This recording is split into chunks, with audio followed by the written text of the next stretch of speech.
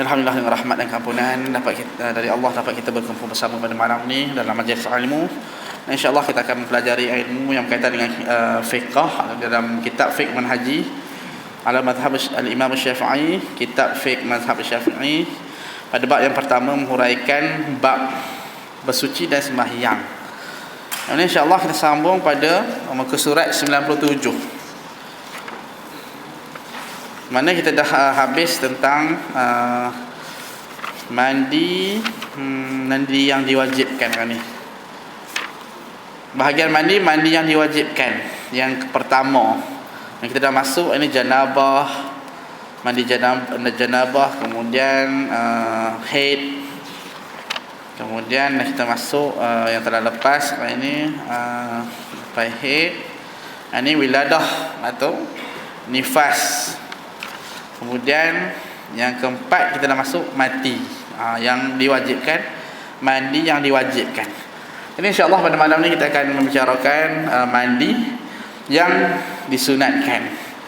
Ini ada kaedah-kaedah yang Nabi tunjukkan cara kaifiat mandi dan sebagainya lah, macam mana melalui hadis. Okay, yang mana 97 pada yang pertama. Mandi yang disunatkan ialah mandi yang sembahyang tetap sah walaupun tanpanya, tetapi syarak menghukumnya sunat kerana mengambil kira banyak perkara sebagaimana yang akan dijelaskan. Mandi sunat ni kalau kita tak mandinya, tak ada mandi itu pun, maka sah dalam kita nak melaksanakan sembahyangnya ini. Yang ni mana, tetapi ada beberapa perkara yang mana diambil oleh ulama, diletakkan ini sebagai mandi sunat. Akan dijelaskan dalam beberapa pembahagian lah pada yang kita akan belajar. Kan kita nak laksanakan sembahyang Aidil Fitri, Aidil Adha, kata kita nak laksanakan sembahyang Jumaat. Semua tu melibatkan sembahyang. Kan? Maka situ adanya mandi yang kata yang disunatkan. Kalau tak mandi sebelum kita nak laksanakan sembahyang tersebut, sah tak? Sah juga sembahyang kan? Sebab dia bukan mandi wajib, kata mandi yang disunatkan. Yang pertama, mandi pada hari Jumaat. Yang ni kita nak tahulah afdalnya bila mandi dan bermulanya bila. Disunatkan mandi pada hari Jumaat bagi orang yang ingin menghadiri sembahyang Jumaat. Sekalipun sembahyang Jumaat tersebut tidak diwajibkan ke atasnya seperti orang bermusafir atau perempuan dan kanak-kanak. Dalam hal ni mandi pada hari Jumaat kan disunatkan mandi pada hari Jumaat kata. Bagi orang yang ingin menghadiri sembahyang Jumaat. Bagi orang yang nak hadir itu nak hadir sembahyang Jumaat, maka disunatkan mandi. Kemudian sekalipun sembahyang Jumaat tersebut tidak diwajibkan, sekalipun sembahyang Jumaat ini tak diwajibkan ke atas orang musafir, perempuan dan kanak-kanak, maka disunatkannya untuk mandi Jumaat juga. Itu. Ini digalakkan di mana diletakkan hukum ni bagi orang yang nak melaksanakan sembahyang saja. Tapi ada mana yang mana sambung dari pengarang mengatakan sekalipun sembahyang Jumaat tersebut, sekalipun kalau sembahyang Jumaat itu tidak diwajibkan ke atas orang musafir, orang perempuan atau kanak-kanak ini, maka disunatkan juga bagi muslimat, mak-mak, kakak-kakak, adik-adik semua kan, untuk mandi pada hari Jumaat ini. Mana sebelum menghadiri sembahyang Jumaat. Tapi kalau kita tengok macam mana, apa yang dari dalil nas yang sahih bila bermulanya. Sesetengah ulama berpendapat disunatkan mandi kepada setiap orang sama ada ia menghadiri sembahyang Jumaat atau tidak.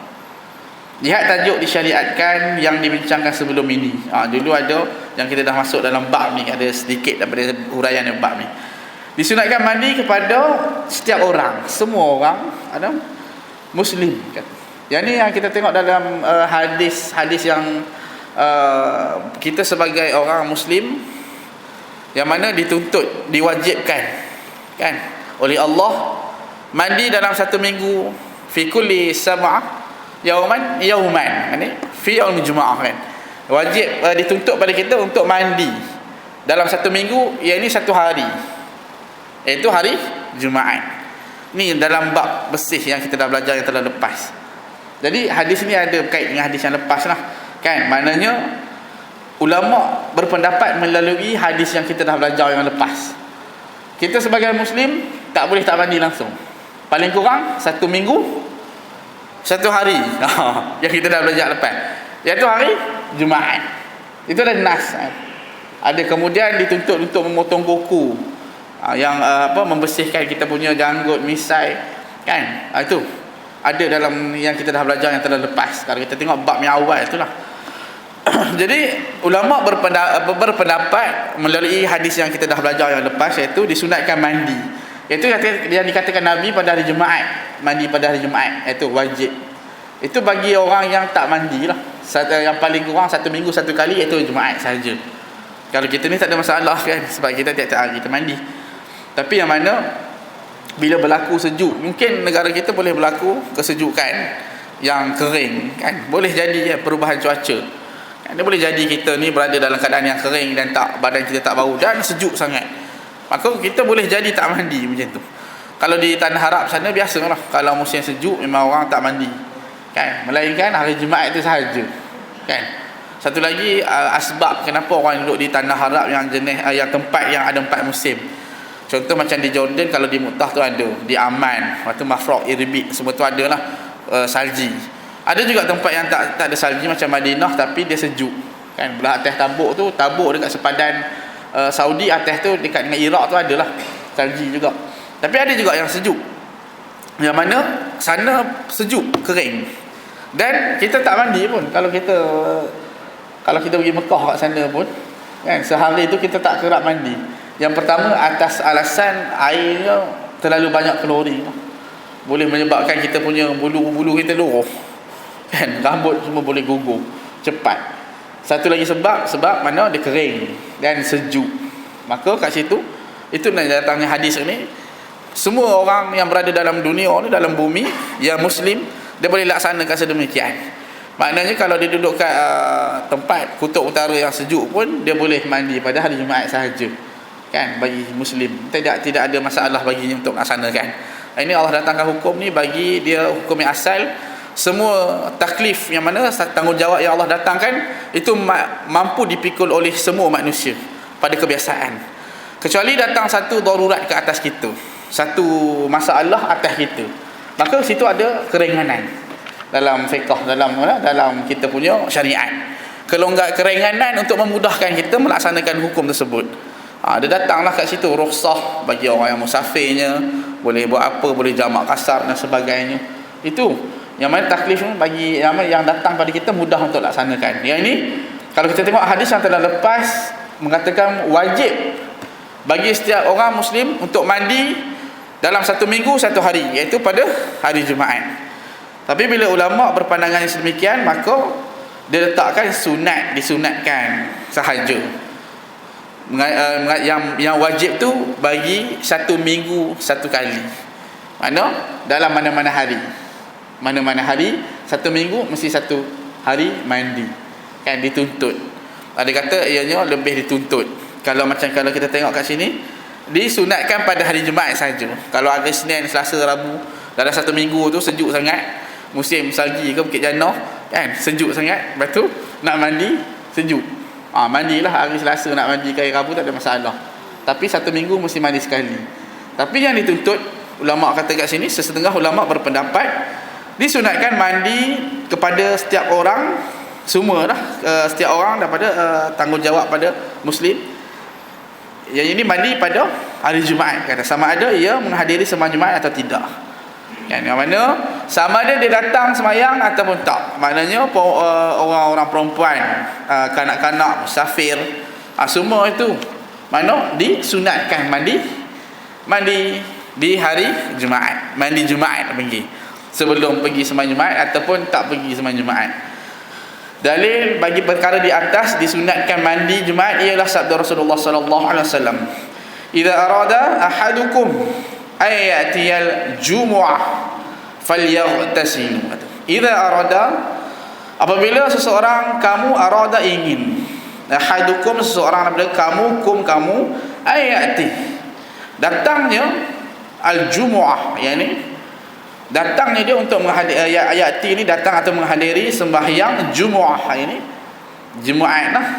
Fal mana fa maka yaghtasil, yaghtisal, yaghtasil, kata ghuslun, maka hendaklah dia mandi, basuh. Dalam bahasa Arab basuh, tapi bila yaghtasilu dia tukar yaghtasil, bermakna maka hendaklah dia mandi.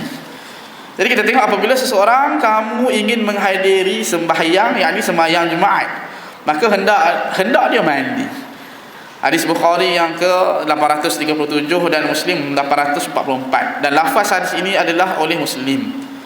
Perintah dalam hadis tersebut adalah dengan makna sunat berdasarkan kepada dalil yang lain, iaitu sabda Rasulullah sallallahu alaihi wasallam, "Man tawaddaa yaumul jumu'ata fabiha wa ni'mat wa man aghtasala i'tasala fal ghuslu afdal." Sesiapa yang berwuduk pada hari Jumaat, maka ia telah beramal dengan sunnah yang merupakan sebaik-baik perkara, dan sesiapa yang mandi, maka mandi itu lebih baik. Wa man i'tisal, siapa yang mandi, maka mandi itu lebih baik. Ini ada juga dalam dalil-dalil yang lain, mana menunjukkan bahawa kita berwuduk, kan? Mandi dan berwuduk pada hari Jumaat itu menunjukkan bahawa tuntutan untuk melaksanakan sembahyang Jumaat pada asalnya. Tapi kalau kita tengok daripada apa yang dipandang oleh ulama berdasarkan kefahaman dari hadis-hadis yang kita dah belajar yang telah lepas, yang melibatkan mandinya, itu satu suruhan kena wajib, kena mandi dalam satu minggu sekali, itu pada hari Jumaat. Maka jatuhlah sunat kepada kesemua Muslim untuk mandi sunat pada hari Jumaat. Waktu mandi, bila mandi? Ada kata subuh, nak pergi nak sujud sejadah tu mandi Jumaat. Boleh tak? Subuh tu kita pergi mandi Jumaat. Jadi dia ada meletakkan waktunya. Sini ulama letak daripada hadis yang kita huraikan, maka ulama meletakkan panduan untuk waktu mandinya. Waktu mandi Jumaat, kata waktu mandi. Waktu mandi pada hari Jumaat bermula ketika terbit fajar shadiq, masuk waktu subuh. Maka bila mandi sebelum subuh itu masih tidak diiktibarkan sebagai mandi Jumaat. Kita nak sujud sejadah, kita mesti mandi sebelum kita azan, masuk sebelum waktu subuh. Kan ada yang kita belajar fajar kadzib dengan fajar shadiq. Waktu yang lebih afdal baik ialah ketika hampir dengan mergiannya untuk sembahyang Jumaat, kerana ia lebih membawa kepada maksud mandi itu sendiri, iaitu mewangikan tubuhnya dan menghilangkan peluh serta bau yang busuk. Ini kerana Islam menghukumkan sunat mandi pada hari Jumaat adalah disebabkan perhimpunan orang ramai yang akan berlaku pada hari itu.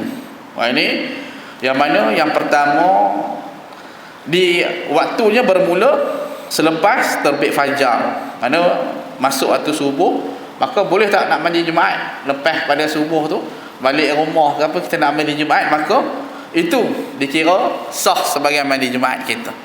Bila kita lepas pada subuh tu, kita balik rumah, kemudian kita mandi, maka diiktibarkan mandi kita itu, kita niat untuk mandi Jumaat, maka itu dah termasuk dalam mandi Jumaat. Dapat mandi sunat tu Jumaat. Kemudian yang lebih afdalnya bila? Ketika hampir dengan pemergiannya untuk sembahyang Jumaat. Kerana yang afdalnya itu adalah dekat nak pergi tu. Apa nak pergi masjid selalunya? 1:30 tu azan, 1:27. Kalau dia pergi ke 12:30, maka 12:30 atau sebelum 12:30 itu yang afdal baginya. Jatuh pada individu lah untuk melaksanakan sembahyang Jumaat itu bila dia nak datang ke masjid tu, bila nak beriktikaf dan sebagainya. Lepas tu kalau kita tengok di tanah haram ni, biasanya hari Jumaat itu dia cuti, kan, untuk memudahkan untuk orang beriktikaf sebagainya berada di dalam masjid. Kalau kita pun dulu kita pernah buat, kan, hari Jumaat, tapi kadang-kadang dia tak selaras dengan waktu sekolah macam mana dah, kemudian ditukar balik, kan. Jadi kat sini, bagi siapa nak pergi laksanakan sembahyang Jumaat, maka itu waktu afdalnya. Waktu afdalnya dia mandi dulu sebelum dia nak pergi berhimpun, iaitu pada hari Jumaat untuk melaksanakan sembahyang Jumaat dan perhimpunan sesama ni Muslim pada tiap-tiap minggu kita ini, perhimpunan kita. Ini kerana Islam menghukumkan sunat mandi pada hari Jumaat adalah disebabkan perhimpunan orang ramai yang akan berlaku pada hari itu. Ia bertujuan supaya sebahagian daripada mereka tidak menyakitkan yang lain dengan bau busuk. Jadi supaya kita ni dia menjaga sesama saudara lah.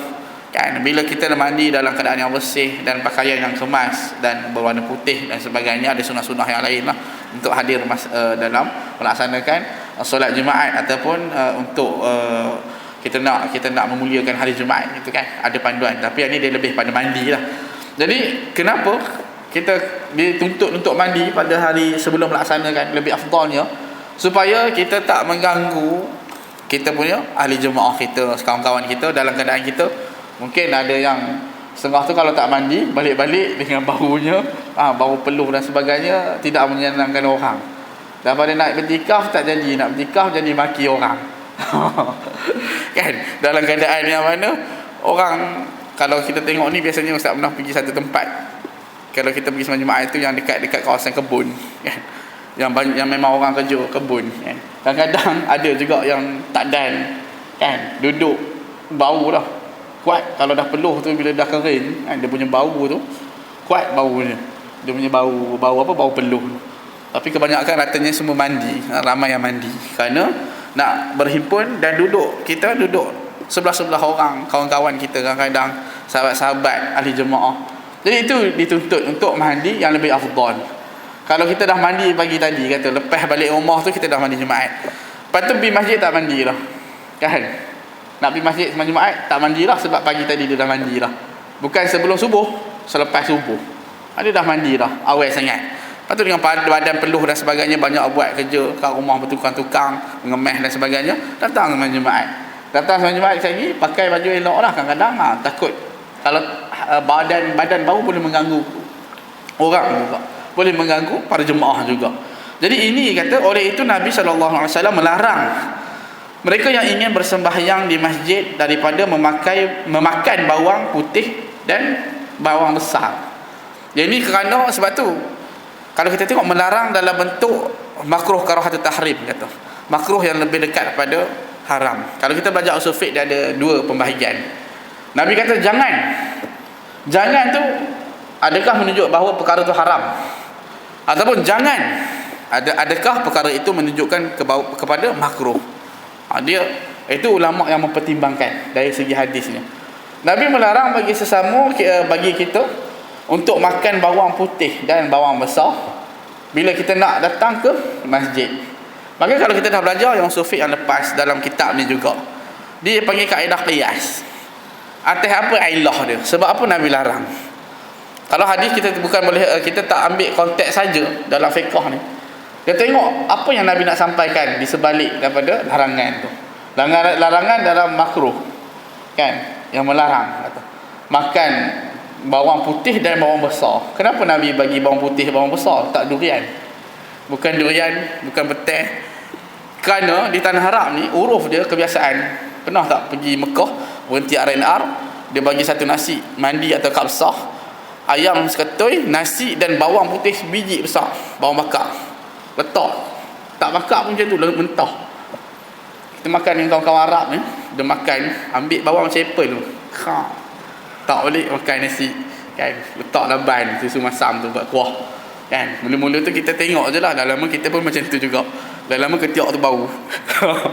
bawang putih macam tu dia pun buat jeruk juga, khal, campur cuka, lepas tu jadi khal, dia campur cuka, lepas tu dia buat kuah, macam kuah dia rendam lah dalam bawang putih dengan zaitun, warna hijau ada, warna hitam kan, buah zaitun.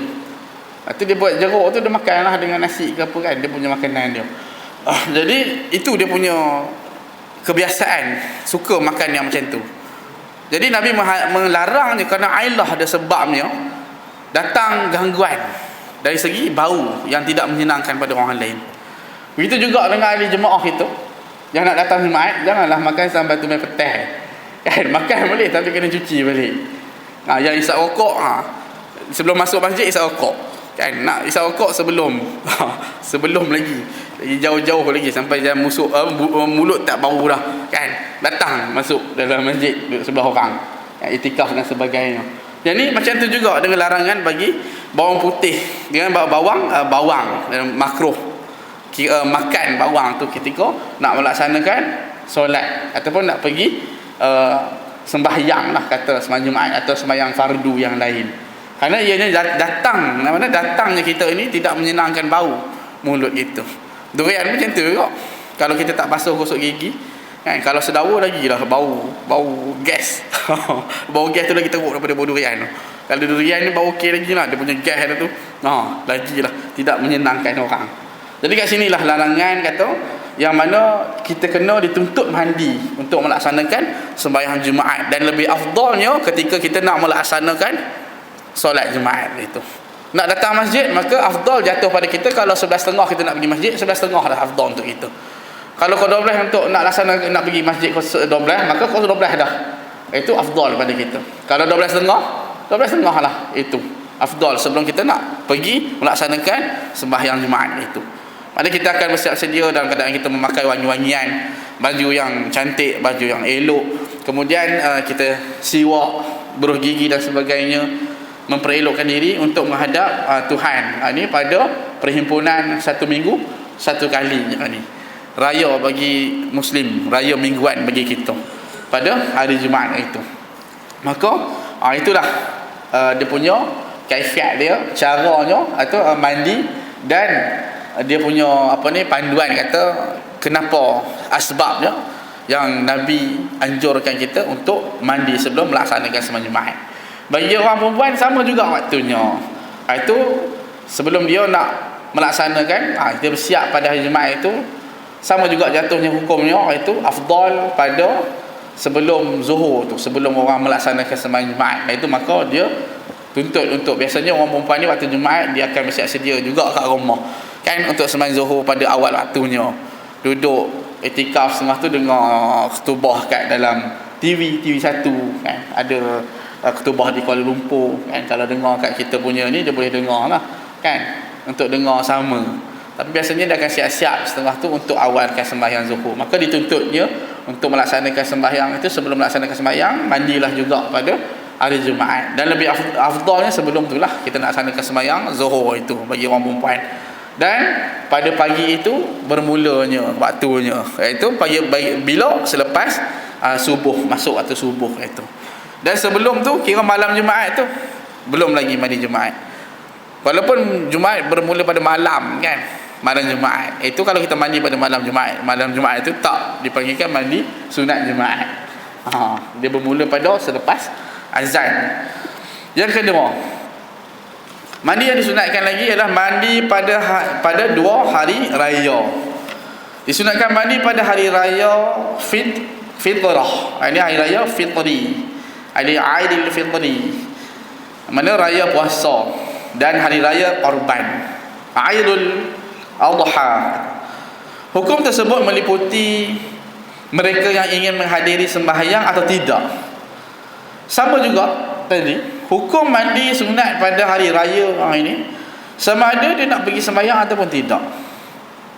Hukumnya dijatuhkan, disunatkan juga bagi orang nak raya Aidul Fitri dengan Aidul Adha dalam 2 hari raya ni.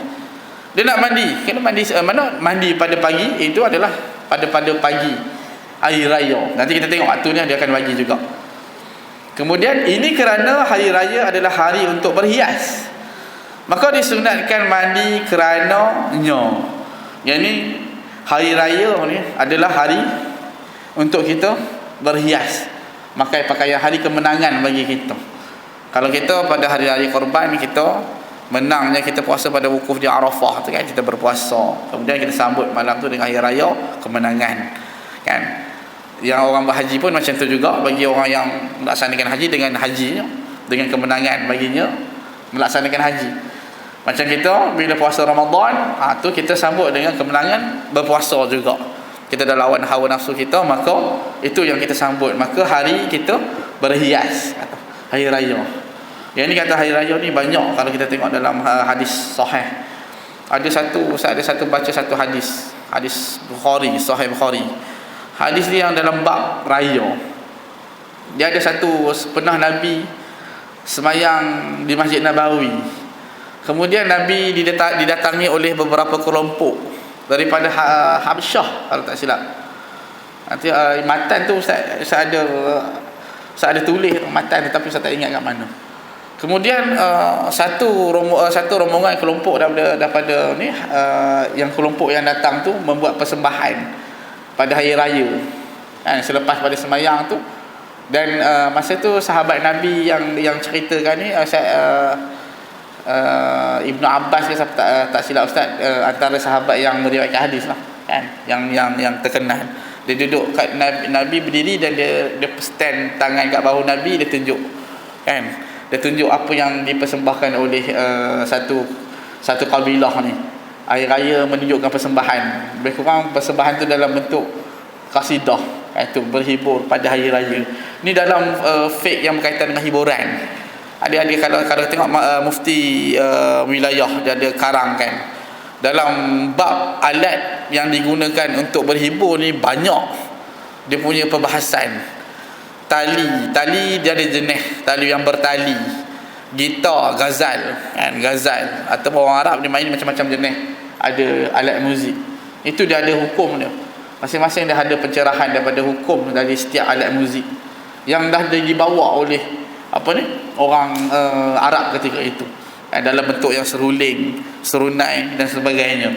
Yang ni dalam hari raya kan, hari yang berhias dan seronok mengingati Tuhan kan. Yang disampaikan tu nasyid lah, yang disampaikan lagu-lagu baik-baik, syair yang disampaikan. Kadang syair, kadang-kadang persembahan tu dalam bentuk macam kasidah kita lah kan.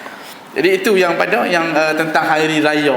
Jadi kat sini kita itu sedikit sebanyaklah maklumat kita pada hari raya. Kita memakai pakaian yang cantik dan berhias. Kita nak melaksanakan sembahyang itu untuk ziarah jiran-jiran kan. Itu. Kalau di tanah Arab tu saya tengok masa hari raya Aidilfitri ni memang sama juga macam kita. Hari raya yang pertama dia pakai ziarah kan, penuh kereta rumah keluarga, ajak makan. 2 ke 3 pun macam tu juga. Tapi bila waktu hari kerja, dah mula kerja lah, jadi kerja balik lah. Lepas tu hari hujung minggu pun dia akan dia akan berziarah juga satu sama lain. Hari raya korban macam tu juga, dia ajak makan ke rumah dia. Apa yang dia buat nasi Arab. Biasanya nasi kalau nasi ni dia akan masuk daging sekali dalam nasi daging. Dia masak nasi, dia masuk daging dalam tu. Kadang dia pening rebus dia bakar. Ada juga yang bakar tu macam tu. Yang tu yang mana sebab tu kita tengok bila korban depa ni tak ada darah tinggi ke darah naik. Kita buat sup buat sup dalam tu himpun lemak dan sebagainya. Tapi saya dia lebih kurang dia bakar. Dia bakar, kadang-kadang dia buat dalam bentuk kuah. Kan dia rebus dulu kemudian dia panggang. Ada bakar sikit dalam macam tu, ataupun dia masuk dalam nasi sekali. Yang tu dia punya ni lah suasana sikit yang kita nak cerita tentang hari raya punya. Lebih kurang macam kita jugalah. Bila waktu kerja dah hari Senin Jumaat tu, kerja balik lah, macam biasa. Sehari satu had raya balik. Sama budaya dia lebih kurang tu. Cuma dia sembahyang dia kadang cepat kan, dia awal sembahyang dia. Okey, hukum tersebut meliputi mereka yang ingin menghadiri sembahyang atau tidak. Ini kerana hari raya adalah hari untuk berhias, maka disunatkan mandi kerananya. Dalil sebagaimana yang diriwayatkan oleh Imam Malik radhiyallahu anhu dalam kitabnya Muwatta. Ini bab yang pertama. Abdullah bin Umar radhiyallahu anhu mandi pada hari raya fitrah, ini hari fitri, sebelum beliau pergi ke tempat sembahyang. Jadi Abdullah bin Umar mandi pada hari raya fitrah, ini hari raya Aidilfitri, sebelum beliau pergi ke tempat sembahyang. Maknanya disunatkan itu, yang ni kalau kita tengok dikiaskan hari raya korban dengan hari raya fitrah dari segi hukum sunat mandi pada hari tersebut. Mana sama lah dua-dua hari raya ni. Yang ni amalan sahabat Nabi ini dikuatkan lagi dengan dikiaskan. Ini guna hukum kias. Mandi 2 hari raya dengan mandi pada hari Jumaat. Dia ambil satu hukum yang berkaitan dengan qiyas, dan ada al-athar sahabah, apa yang dilakukan oleh Ibnu Umar. Ini kerana makna yang terkandung pada keduanya adalah sama, iaitu membersihkan diri bagi menghadiri satu perhimpunan orang ramai kerana mendirikan sembahyang. Maknanya kita nak laksanakan sembahyang, berhimpun mendengar khutbah ataupun berhimpun dengan himpunan orang ramai, dan kemudian kita melaksanakan sembahyang padanya itu. Maka dikiaskan dalam hukumnya, dikiaskan dalam mandi Jumaat juga, kerana kita nak berhimpun. Begitu juga dengan mandi Aidul Adha, raya korban, dan Aid Fitri, kan? Raya fitrah, hari raya Aidil Fitri lah kita panggil. Yang mana Abdullah bin Umar ni, Ibn Umar, dia mandi sebelum nak pergi ke tempat sembahyang. Yang ni nak pergi ke masjid atau musalla ataupun mana-mana yang tempat nak didirikan sembahyang. Kan baru-baru ni masa Covid, kan, buat masing-masing ada khutbah dengan tempat. Ada buat satu ni, satu keluarga ambil satu tempat kat Padang, bentang tika sembahyang jemaah, sembahyang Aidil Fitri. Lepas tu adalah baru keluar pandangan daripada mufti wilayah. Patutnya sembahyang raya-raya ni dia buat kat mana? Dia buat kat tempat-tempat lapang, kan? Sebab kita nak buat program dihadiri oleh mana orang yang head pun datang juga untuk dengar khutbah dan sebagainya. Lepas tu yang mana anjuran itu dianjur untuk kita solat Aidil Fitri ni di tempat-tempat yang lapang, tempat yang orang berhimpun kat situ, kan? Membolehkan kita nak buat jamuan makan lepas sembahyang khutbah tu, jamuan. Lepas tu kita memudahkan untuk orang yang berada dalam keadaan haid pun dengar khutbah dan sebagainya kat situ. Jadi kalau kita masjid kita kan ada satu buat kemah, kan, macam tu kemah, ataupun ada luar pada kawasan, orang boleh himpun juga kat situ, kan? Jadi itu yang mana tentang sembahyang, kan? Pergi ke tempat sembahyang. Itu dalam ni kata pergi ke tempat sembahyang. Tempat sembahyang tu ada yang kata setengah daripada riwayat daripada asar sahabah ni mengatakan ianya masjid ataupun musalla ataupun tempat berhimpun, tempat yang lapang untuk sembahyang raya. Jadi tiga perkara ini dikiaskan, tiga mandi dalam mandi Jumaat, mandi Aidil Fitri dan Aidil Adha, yang mana yang terkandung dalam maksudnya itu afdalnya sebelum kita melaksanakan sembahyang tersebut ataupun pergi ke tempat sembahyang tersebut, kan? Pergi ke tempat sembahyang tersebut kerananya untuk kita berhimpun di situ. Bila berhimpun mestilah diri kita dalam keadaan yang bersih dan bau yang menyenangkan. Itu disunatkan mandi hari raya juga, itu pada sebelum kita nak pergi ke tempat sembahyang di masjid ataupun musalla ataupun tempat kita berhimpun itu.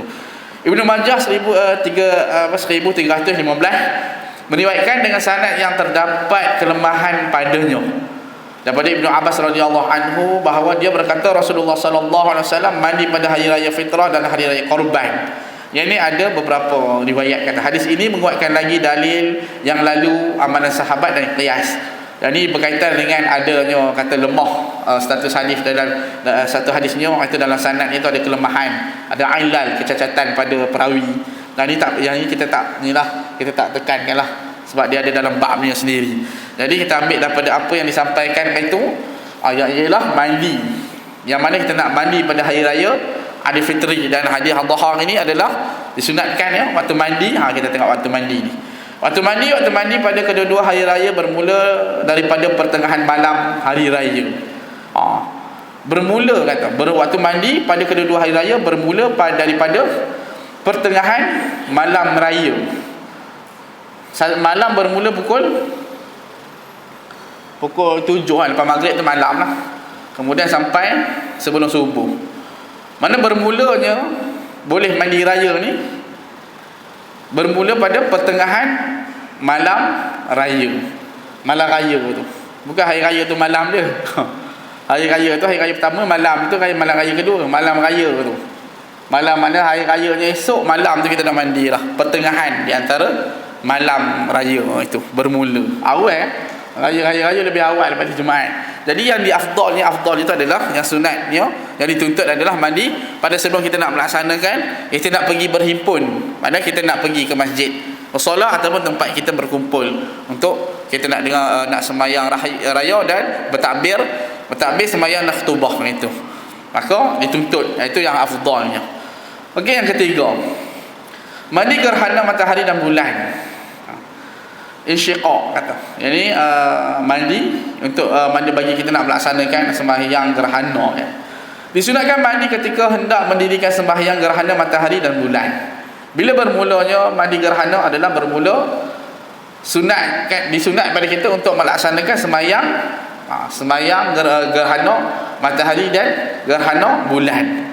Dalilnya ialah qiyas kepada sembahyang Jumaat ini kerana kedua-duanya mempunyai maksud yang sama dari segi disyariatkan berjemaah dan perhimpunan orang ramai untuk melaksanakannya. Sama juga hukumnya itu dalam sembahyang gerhana pun kita ada sembahyang kemudian kita akan laksanakan himpunan, kita duduk tunggu dengar khutbah.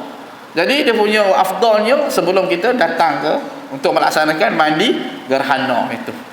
Ada sama dia punya hukumnya juga.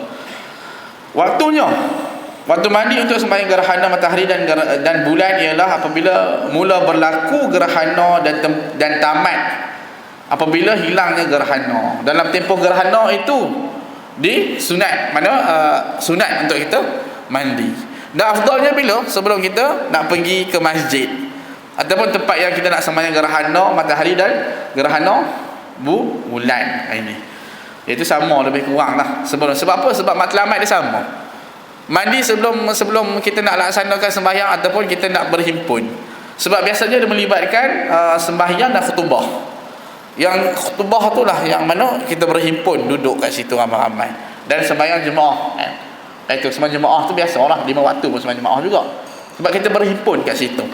Berhimpun dengan takbirnya, adanya dengan kita berhimpun dengan khutbah yang awalnya, adanya kita berhimpun dengan khutbah yang akhirnya lepas sembahyang khutbah, ada kita berhimpun kan untuk kita nak menyambut hari raya. Itu matlamat dia mandi dulu, itu dipanggil mandi sunat yang lebih afdalnya, mandi sebelum kita nak datang. Kerana untuk pastikan diri ni kita dalam keadaan yang bersih. Kemudian yang keempat mandi sunat lagi, mandi untuk sembahyang istisqa. Sembahyang minta hujan. Nah ni dah lama tak hujan lah. Berapa hari tak hujan Cik Janor kita ni? 3 hari je dah. Istisqa ni biasa dia buat dalam seminggu 2 minggu lah. Kalau tak hujan ni boleh buat. Biasanya Jakim ataupun kita Jaib akan habaq lah buat sembahyang kan. Kita minta pada Tuhan untuk hujan turun kan. Disunatkan mandi sebelum keluar bagi mendirikan sembahyang istisqa. Ini qiyas kepada mandi untuk sembahyang gerhana matahari dan bulan. Sama juga sembahyang minta hujan pun macam tu juga. Kita disunatkan mandi juga itu sebelum kita nak berhimpun, nak melaksanakannya tu. Lagi yang kelima, mandi selepas mandikan mayat. Mandi selepas mandikan mayat. Yang ni ada kata kena mandi ke ustaz? Ada soalan beberapa orang tanya, kena mandi tak kalau lepas kita mandi mayat? Kena mandi itu dalam bentuk wajib ke dalam bentuk sunat? Kena. Kena yang kita kena mandilah. Kena mandi ni lepas mandi mayat ni, kena mandi, kalau tidak mandi mayat. Tu selalunya kena tu menunjuk macam wajib. Tapi sebenarnya kalau kita tengok mandi selepas mandikan mayat ini disunatkan mandi. Kepada sesiapa yang memandikan mayat. Dalilnya ialah sabda Rasulullah sallallahu alaihi wasallam, "Man ghassala mayitan falyaghtasil." Sesiapa yang memandikan mayat maka hendaklah dia mandi. Ni perintah mandi dalam hadis di atas bukan dengan makna wajib, bahkan sunat berdasarkan hadis yang lain. Ada satu lagi yang menguatkan bahawa Nabi suruh mandi pada lepas kita mandikan mayat ini adalah bunyinya, tidak wajib ke atas kamu mandi dalam masalah memandikan mayat di kalangan kamu apabila kamu memandikannya. Maknanya Nabi suruh, tapi ada lagi satu hadis yang menguatkan bahawa itu suruhan yang menunjukkan bahawa bukan satu kewajipan. Sebab tu kalau kita tengok dalam hadis, kadang-kadang kita tengok dalam bentuk irsil, Nabi kata mandi, macam suruh benda tu wajib. Suruhan tu kalau kita nak cari tengok macam mana kita nak tahu bentuk suruhan Nabi yang tu sunat. Kan kalau kita tak belajar usul fiqh, kalau kita tak belajar memang kita tak tahu. Jadi ulama yang belajar itu kita perlukan ulama. Dia akan menjelaskan. Dia cari hadis yang lain bahawa menunjukkan bahawa suruhan ini rupanya bukan suruhan wajib. Kerana satu dalil yang datang, Nabi habaq tak wajib benda tu. Dan suruhan tu pula tengok dalam keadaan macam mana Nabi suruh. Kadang-kadang Nabi suruh, kadang-kadang Nabi tak suruh. Ada orang yang mandikan mayat di kalangan sahabat dan Nabi tak suruh, Nabi tak cakap apa pun. Ada yang tak mandi tak mandi lepas mandikan mayat. Satu lagi Nabi suruh. Kadang-kadang dia jadi jalan bentuk yang macam tu.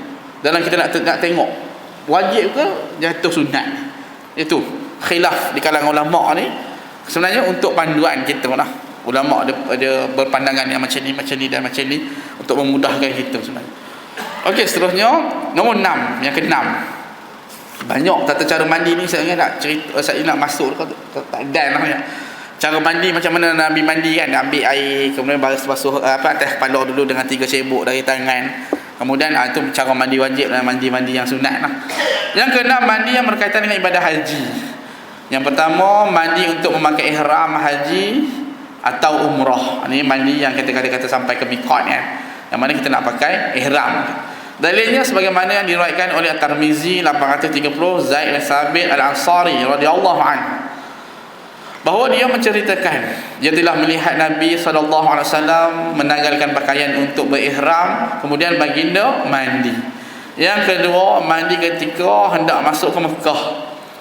Dalilnya Ibnu Umar radhiyallahu anhu tidak datang ke Mekah melainkan bermalam di Zituwa sehingga waktu pagi. Kemudian dia mandi dan masuk ke Mekah pada siang hari. Ini dalam hal berkaitan dengan ibadah haji. Dia pernah menyebutkan bahawa Rasulullah sallallahu alaihi wasallam berbuat demikian dalam hadis Bukhari dan Muslim. Yang ketiga, mandi ketika hendak wukuf di Arafah selepas gelincir matahari. Yang afdalnya ialah mandi di Namirah yang berhampiran dengan pada Arafah. Dalilnya Sayyidina Ali radhiyallahu anhu mandi pada kedua-dua hari raya dan ni hari Jumaat, hari Arafah, dan ketika hendak berihram. Jadi berkaitan dengan haji dan umrah juga sedemikian. Imam Malik dalam Muwatta'nya, kitab Muwatta'nya, telah meriwayatkan daripada Nafi', Abdullah bin Umar radhiyallahu anhu mandi kerana ihramnya sebelum dia memakai ihram ketika masuk ke Mekah dan ketika wukuf di pada Arafah. Yang keempat, mandi untuk melontar batu di tiga jamrah pada setiap hari tasyrik yang 3 selepas gelincir matahari. Ini berdasarkan kepada hadis-hadis yang menyebut berkenaan dengannya. Juga kerana ia merupakan tempat orang ramai berhimpun. Oleh itu hukumnya sama dengan mandi pada hari Jumaat, kerana semua ni melibatkan himpunan kan. Maka itu disunatkan sama dengan mandi pada hari Jumaat. Jamrah ialah tempat dilontarkan anak-anak batu padanya.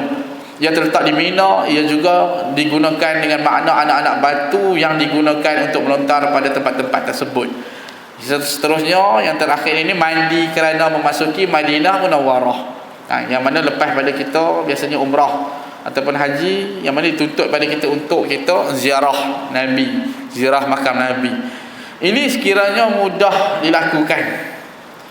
Ia disunatkan berdasarkan kias kepada sunat mandi ketika masuk ke Mekah.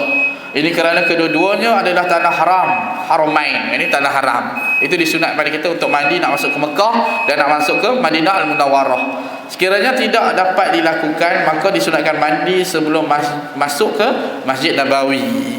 Dan Masjid Nabi, ada Masjid Nabi, Masjid Nabawi sallallahu alaihi wasallam. Sebelum masuk ke Masjid Nabi ataupun masuk ke Masjidil Haram, disunat pada kita untuk mandi dulu. Yang mana inilah yang mana mandi yang kita dah habis dalam bab yang mandi yang disunatkan. Mandi yang disunatkan dan mandi yang diwajibkan kita lepas habis, dan mandi yang disunatkan juga kita habis. Dan alhamdulillah, insya-Allah pada yang akan datang kita akan masuk dalam cara mandi, cara yang wajib. Ini semua berdasarkan apa cara Nabi cara Nabi mandi. Macam mana mandi wajib dan mandi yang disunatkan ini.